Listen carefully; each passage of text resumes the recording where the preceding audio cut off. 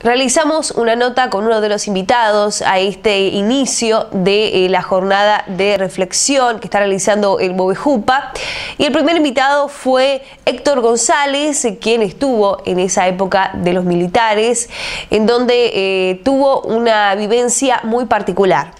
Ahora vamos a tomar un fragmento de esta parte en donde él realizó un discurso, donde hubo también preguntas y respuestas por parte de la gente que lo fue a ver. Escuchamos un poco la historia de Héctor González. Bueno, buenas tardes. Una doble alegría, es decir, alegría lógica de poder compartir, digamos, con algunos que ya venimos compartiendo hace mucho y con un montón de jóvenes también.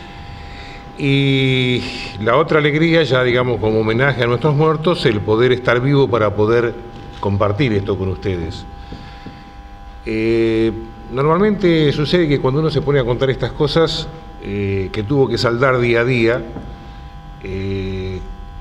cuando pasan 5, 10, 15 minutos se hace tan tenso el ambiente que invariablemente la respuesta es: no me cuentes más porque te hace mal. Y ese te hace mal realmente es me hace mal al interlocutor. O sea, digamos, todavía tenemos latiendo adentro mucho miedo. Y el miedo hace que por ahí cuando nos cuenten de algo que tuvo su dolor, como tuvo sus alegrías, lleve a una circunstancia de, bueno, Cacho en aquel entonces fue concejal, así que bienvenido también, ¿no? De repente entonces decía que de golpe en esto aparecen siempre cuestiones que o bien se toman desde el dolor o bien se toman desde la anécdota. Yo sé que es muy difícil comparar épocas y que cualquier militancia hoy es bastante difícil de compararla con la militancia de ese momento.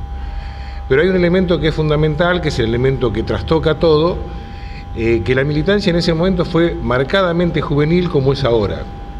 Entonces, en esa potencia, en todo lo que significa, digamos, gente joven buscando cambiar las cosas que le parecen que están mal, indudablemente encuentran un lazo de unidad. Por eso es lo que quería hoy, de ser posible, que establecido más o menos un orden general, no fuera una disertación, que hubiera un ping-pong si pudiera ser, que me preguntaran cosas, a ver en qué medida las podemos contar y comenzar a construir cuestiones, puentes en común, o sea, que no sea tan lejana aquella época como para ser relatada en las fechas de alrededor del 24 de marzo, ver que podemos tomar de positivo, ver que otras cuestiones indudablemente fueron errores grandes que no debemos repetir y en función de ahí seguir creciendo.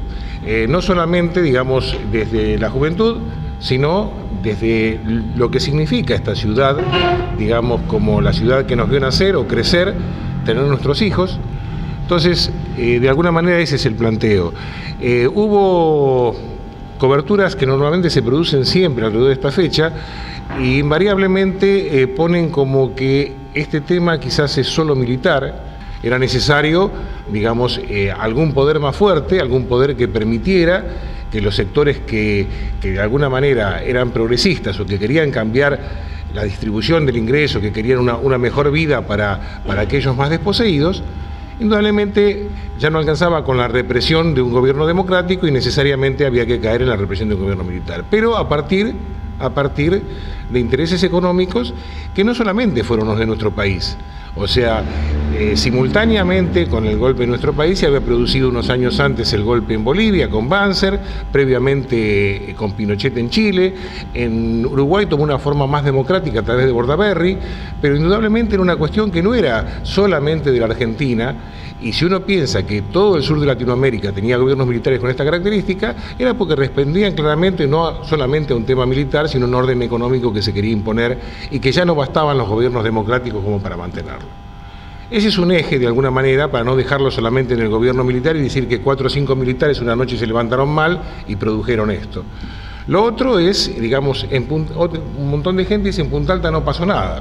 Bueno, gracias a la memoria de muchos, pero fundamentalmente la acción de Movejupa, hoy tenemos abajo, digamos, una galería de fotos de quienes fueron nuestros muertos y desaparecidos, indudablemente que marcan que en Punta Alta pasaron cosas también, Quizá pasaron cosas también en muchos puntaltenses que no estaban en ese momento en Punta Alta, porque lo vemos hoy. O sea, Punta Alta es una ciudad que normalmente por sus características, al tener un orden tan plano, a ver, una anécdota, en Punta Alta nunca existió el Partido Comunista.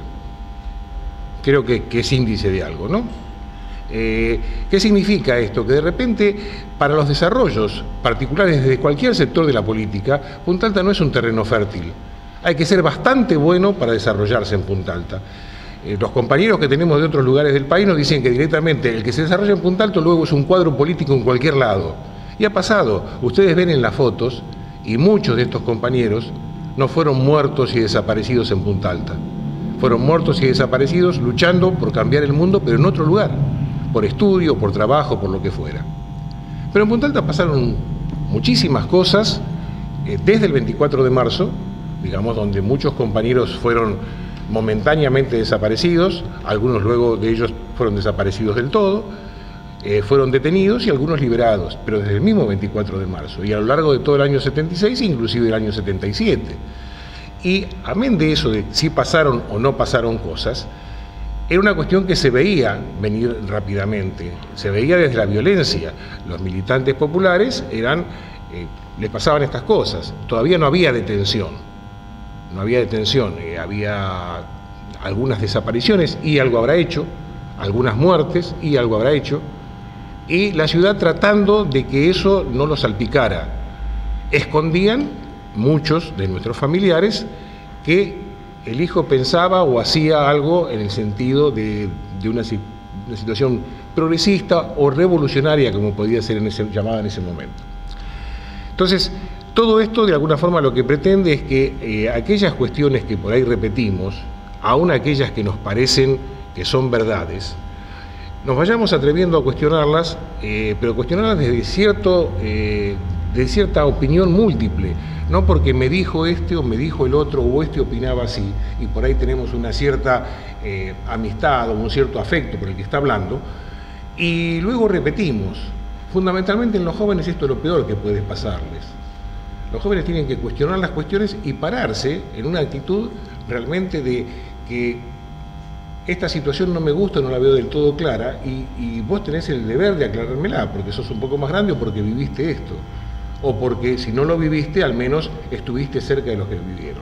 Quizás un poco el tema de alguna manera, en el sentido de las proveniencias o de efectivamente cómo se fueron dando las cosas, no hay, digamos, cuestiones que aparten un poco esta línea de trabajo en toda esa época. En esa época, asumido el gobierno militar, la deuda privada se transforma en deuda pública. La deuda que tiene hoy el país es producto, en su mayoría, de deuda privada, de un montón de empresas que se hizo pública y el país respondió por ellos.